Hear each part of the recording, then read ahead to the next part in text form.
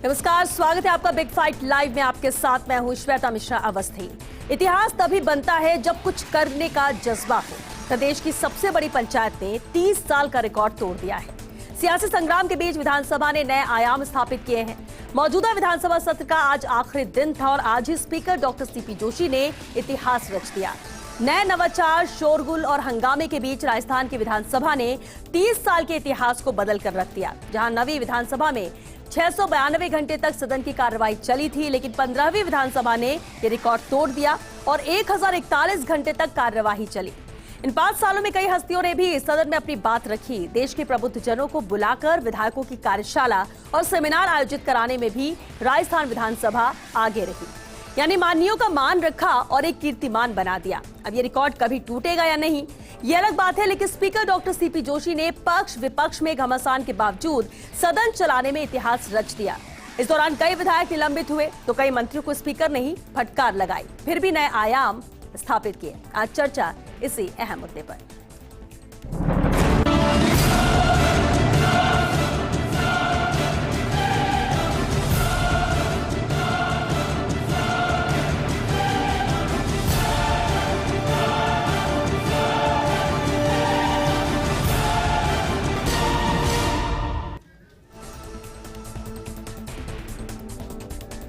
और चलिए इस खास मुद्दे पर चर्चा के लिए खास मेहमान हमारे साथ जुड़ चुके हैं। हमारे साथ हैं कांग्रेस विधायक रफीक खान जी, बीजेपी नेता पुनीत कर्नावट जी हमारे साथ हैं, सुमित्रा सिंह जी भी चर्चा में शामिल हुई है, पूर्व अध्यक्ष हैं विधानसभा की, साथ ही योगेश शर्मा जी भी मौजूद हैं, पॉलिटिकल एडिटर हैं। बहुत स्वागत है आप सभी का बिग फाइट लाइव में। सुमित्रा जी, आपसे शुरुआत करते हैं। एक नया कीर्तिमान रचा है जब स्पीकर होते हुए सीपी जोशी ने यहाँ पर 1041 घंटे तक सदन को चलाया। ये सबसे बड़ा रिकॉर्ड है, लेकिन इससे पहले ये रिकॉर्ड आपके ही नाम था, क्योंकि आपके कार्यकाल में भी बहुत ज्यादा हंगामा होता था और बहुत नियंत्रित आपने किया। कितना बदलाव देखती हैं और इस कीर्तिमान को कैसे देखती हैं?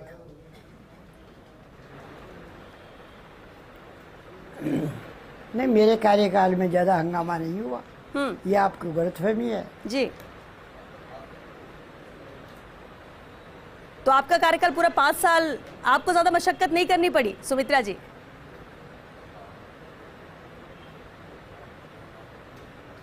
ना, मुझे नहीं करनी पड़ी। और डॉक्टर सीपी जोशी के कार्यकाल को कैसे देखती हैं? अभी जो 15वीं विधानसभा चली।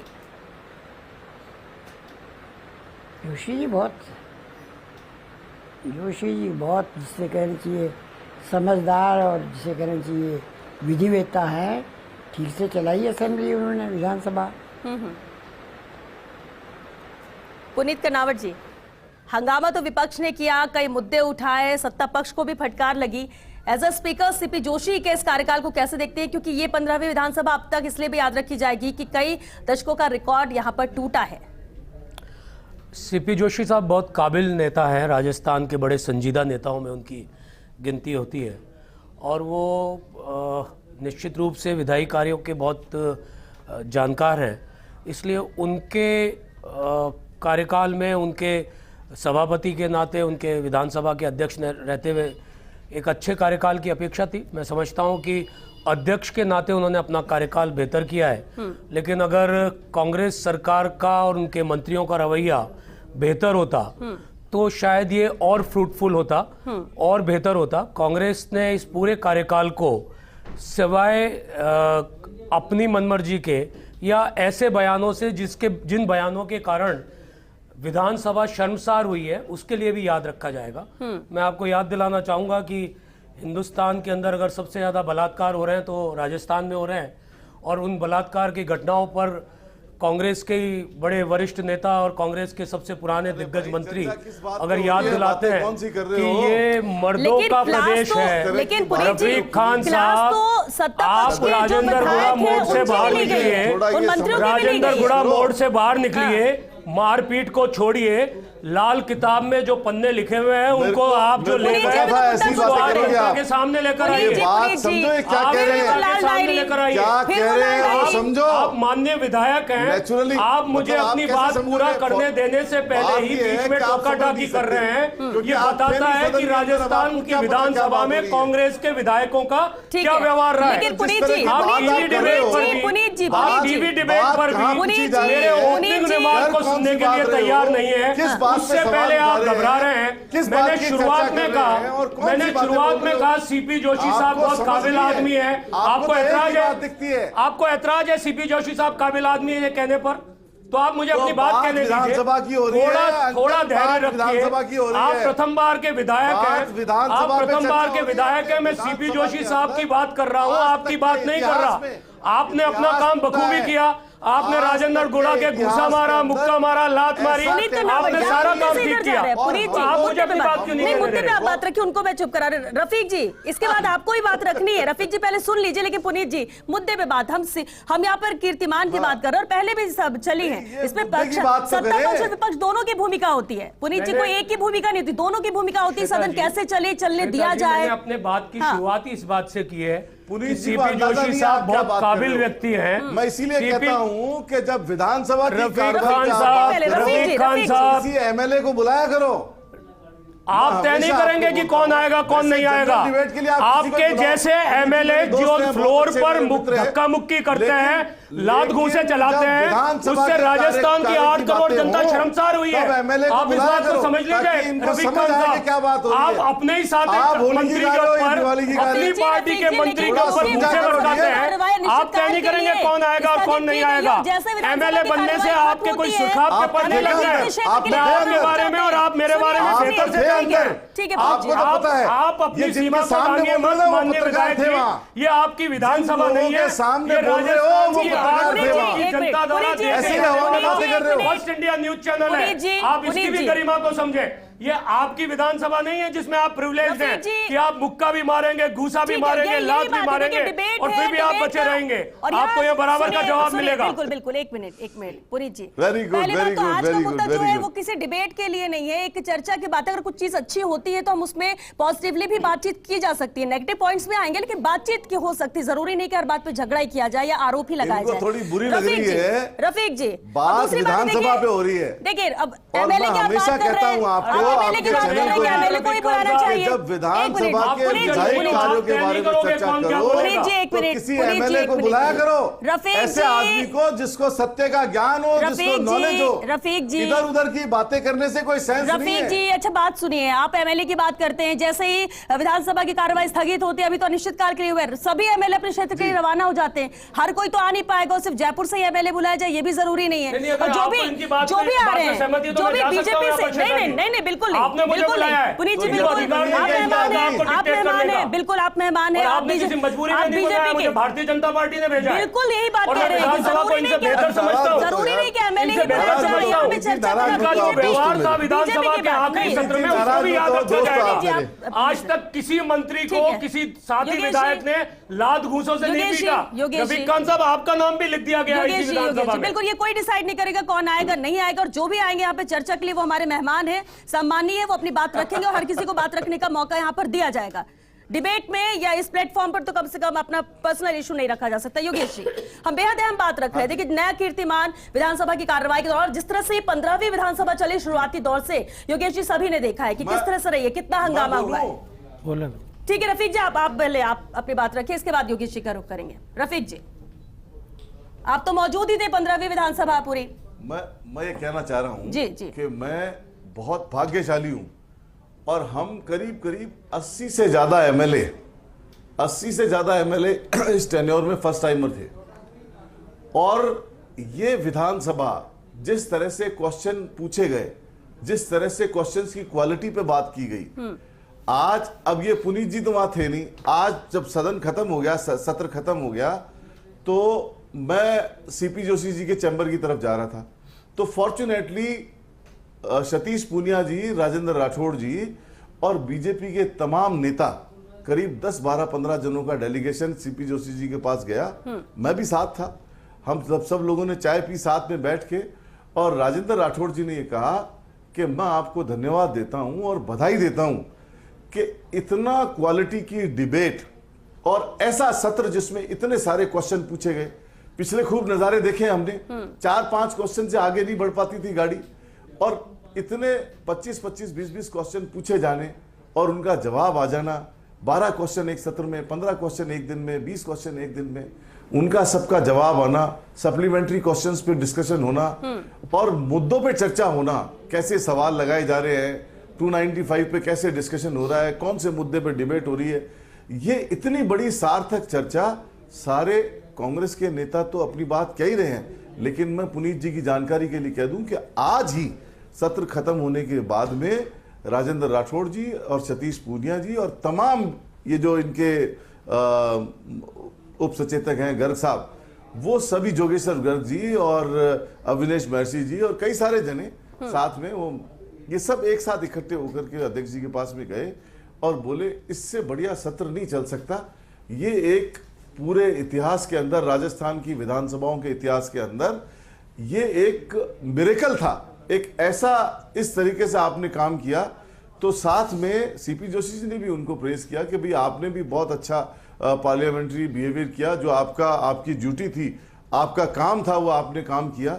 मैंने भी राजेंद्र राठौड़ जी को कहा कि आप जिस तरह के पार्लियामेंट्रियन हो, और हम सौभाग्यशाली हैं कि आपको जब नेता प्रतिपक्ष के रूप में बनाया गया, और हम हमेशा ये समझते हैं कि आपने जनता की आवाज उठाई। बिल्कुल, यही तो अच्छी तस्वीर है। देखिए, यही तो अच्छी तस्वीर है कि सत्ता पक्ष में विपक्ष में अपनी अपनी भूमिका निभाते हैं, लेकिन कोई किसी की दुश्मनी पर्सनल नहीं होती है। ये मुद्दे उठाए जाते हैं आम जन के लिए और विपक्ष अपनी भूमिका निभाएगा, लेकिन साथ आ रहे हैं, वापस लौटेंगे। बिल्कुल नहीं होती है ये इसलिए इनको शायद पुनीत जी को शायद बुरी लग गई। मेरा इंटेंशन इनको हर्ट करने का नहीं है, लेकिन जब अपन विधानसभा के डिस्कशन की बात कर रहे हैं तो उसी के बारे में चर्चा होनी चाहिए।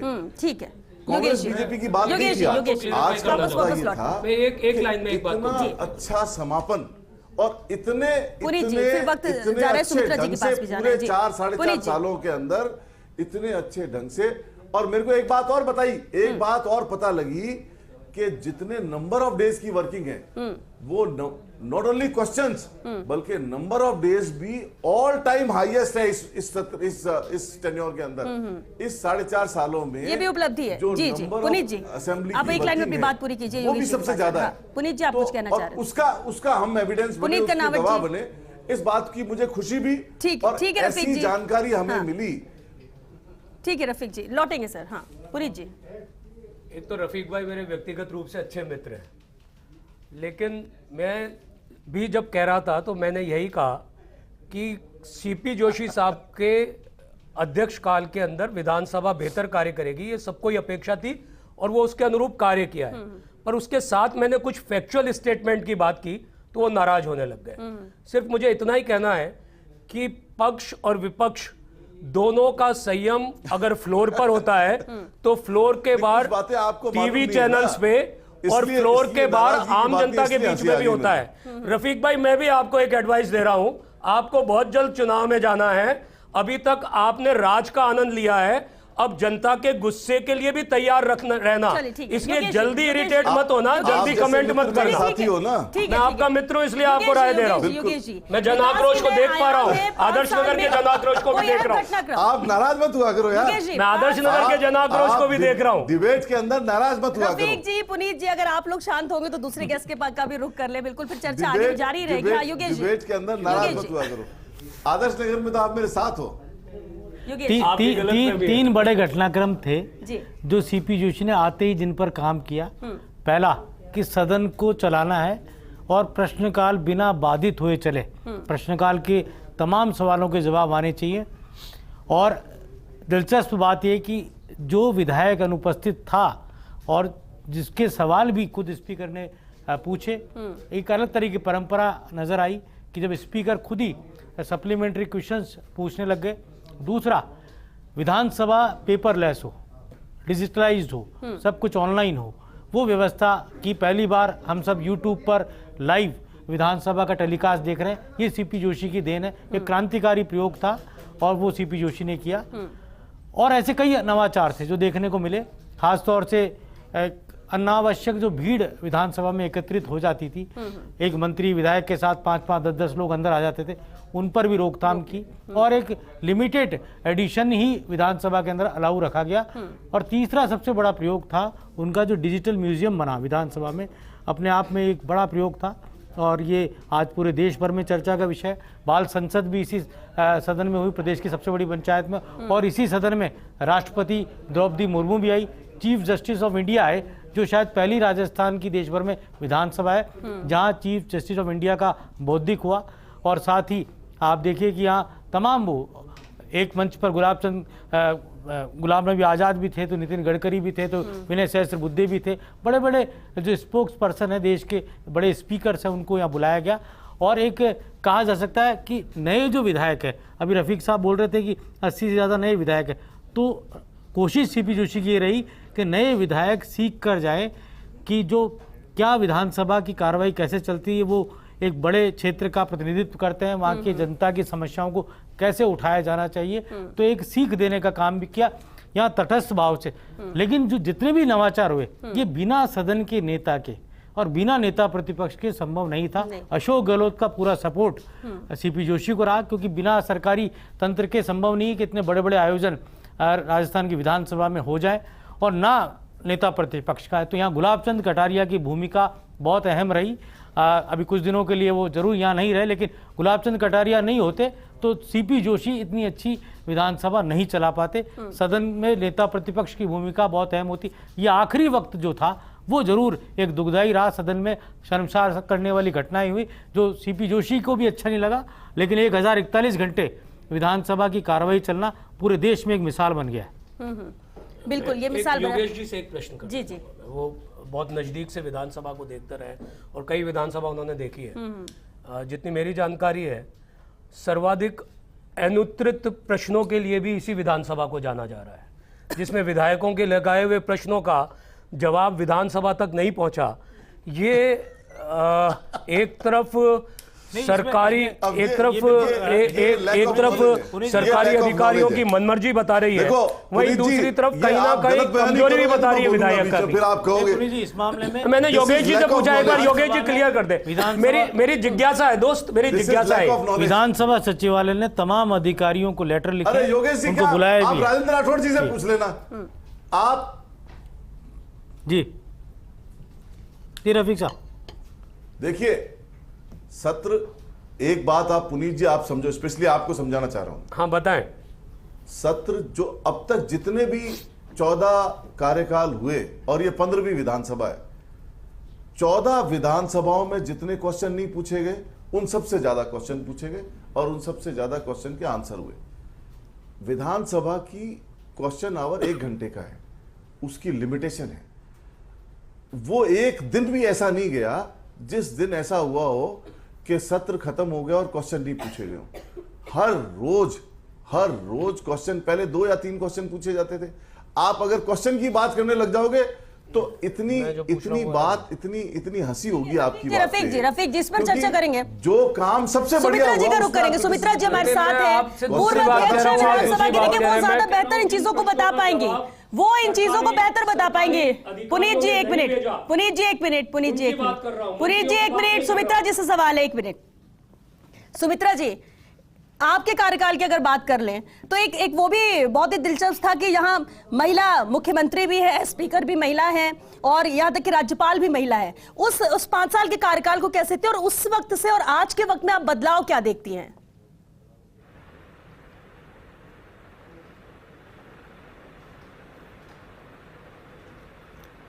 बदलाव कोई खास मैंने नहीं देखा।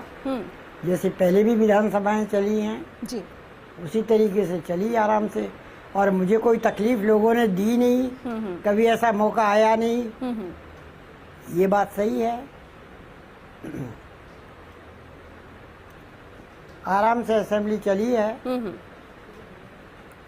बिल्कुल योगेश जी, ये जरूर है जिस तरह से एक अहम बात की सुमित्रा जी ने कि तकलीफ दी नहीं, यानी उतनी ज्यादा बहस नहीं, तो उस समय वक्त के विधायक और अभी के में भी फर्क है, मुद्दों में भी फर्क है। शायद ये वजह भी हो सकती है कि आज के वक्त ये 15वीं विधानसभा में इतना ज्यादा हंगामा, हलचल सब कुछ थी, लेकिन इसके बावजूद भी कंट्रोलिंग पावर क्योंकि स्पीकर के हाथ में थी और इसलिए ये चल सका। वरना इतने हंगामे के दौरान तो क्योंकि बहुत सारे मुद्दे ऐसे आए थे जिसमें लग रहा था कि बहुत मुश्किल है कि विधानसभा की कार्रवाई चल पाएगी। आपने नाम सुना होगा CPA, कॉमनवेल्थ पार्लियामेंट्री एसोसिएशन। कभी राजस्थान की विधानसभा में इसके आयोजन नहीं हुआ करते थे, ना किसी ने देखे थे कि CPA क्या होता है। गुलाब चंद कटारिया के शब्द हैं कि उन्होंने कहा, एक नहीं 2-2, 3-3 बार विधानसभा कार्यक्रमों में कहा कि CP जोशी ने हमें बताया कि CPA होता क्या है। उससे पहले सीपीए नाम की चिड़िया क्या होती थी पता नहीं पता था। नहीं। और इस मामले में जो लोकसभा और संसद ने अपना महत्वपूर्ण रोल प्ले किया, चाहे ओम बिरला हो जिन्होंने लगातार कार्यक्रम किए, और आपने देखा होगा दिल्ली में भी सेंट्रल विस्टा बना। तो एक संसद की जो अवधारणा थी और एक संसदीय मूल्यों को लेकर आगे बढ़ने की बात है।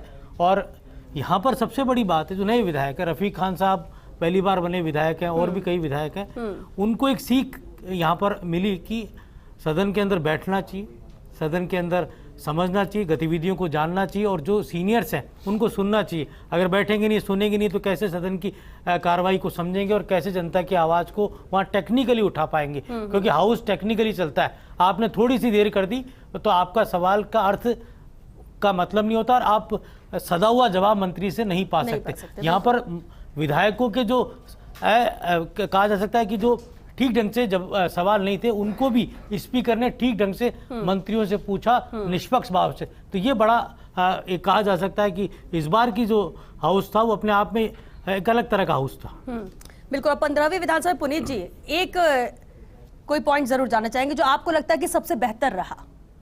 सीपी जोशी साहब का अध्यक्ष होना ही सबसे बेहतर मानता हूं मैं।